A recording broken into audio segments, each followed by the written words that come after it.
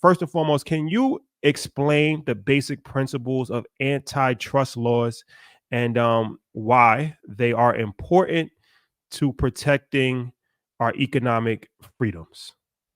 For sure. So antitrust and its related cousin, the anti-monopoly framework, are really about the rules that companies have to abide by when they compete. So competition is good. It is the law of the land in this country. And we like competition because it basically means that companies have to compete to provide the best service. It keeps prices down.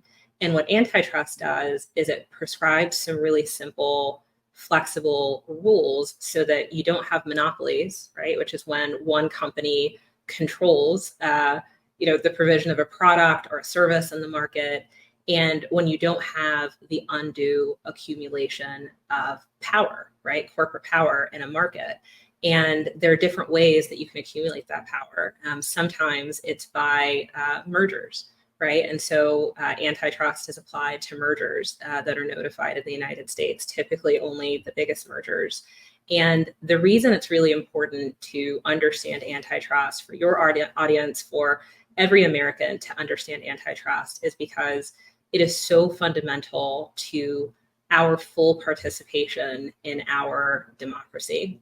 And if I can say just a few words about what I mean about that, I think that Black Americans have shed blood to give meaning to this fundamental proposition that all people are created equal. Our forefathers have fought for social rights, for political rights, for example, the right to vote.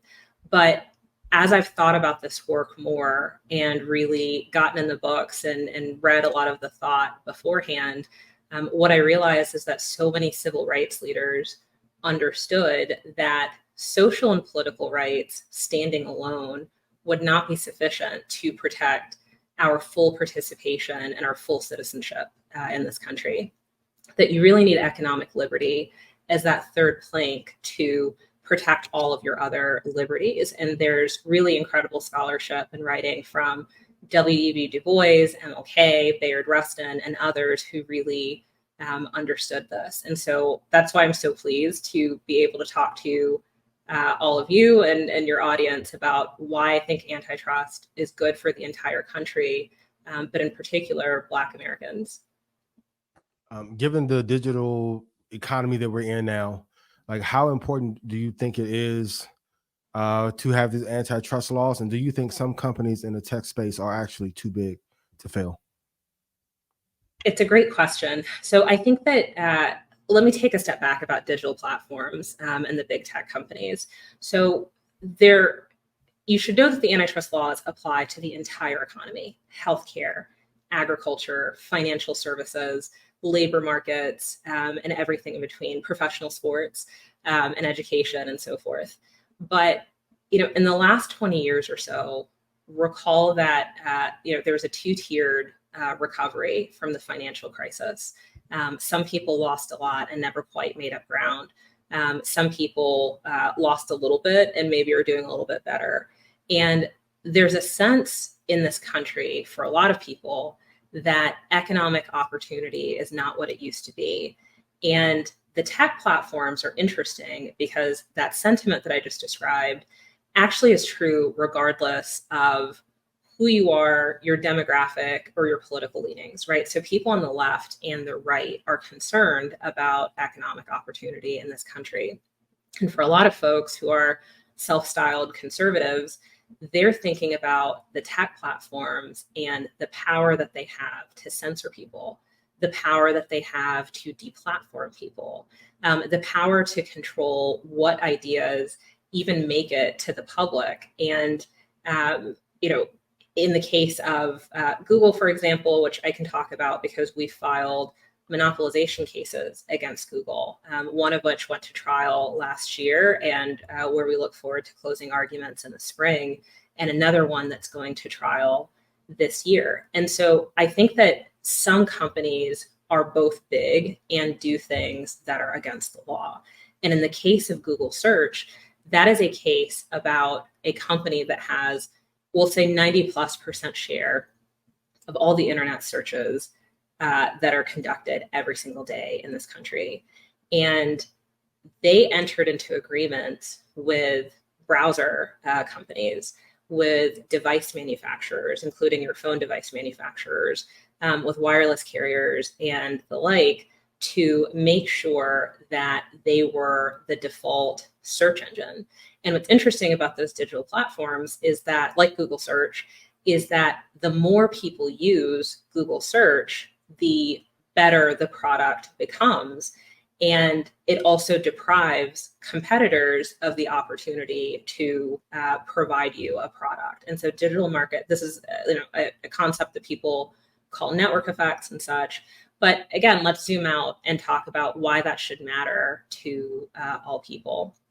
When you go and conduct a search, you might be looking at healthcare information. You might be thinking of reproductive information. You might be thinking about really intimate personal decisions about how you are going to live your life and how you're going to exercise your rights as a consumer. And so having competition among search engines to give you the very best search results is very important. And we've seen interesting reporting about how,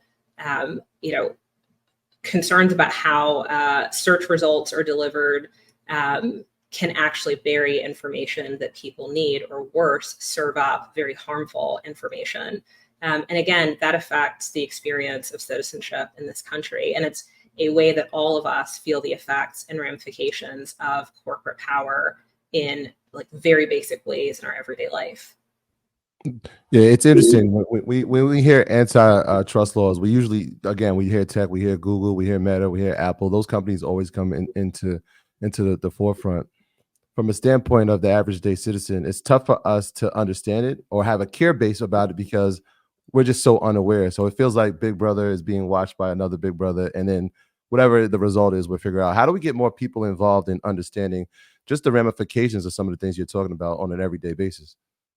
So I will say that under the Biden-Harris administration and this leadership set at the Justice Department, to include Attorney General Merrick Garland, the Assistant Attorney General in charge of the Antitrust Division, a guy named Jonathan Cantor, and other very important figures, including Lena Khan, the chair of the FTC, and others, there has been a whole of government approach to thinking about antitrust and competition issues. So way back in July 2021, the president signed an executive order where he said that it would be the policy of his administration to take into account competition and the benefits of competition policy and antitrust in every single agency. So the Department of Agriculture, the Department of Transportation, the Federal Communications Commission, and more are all a part of this effort to make sure that they are taking into account competition principles in their everyday work.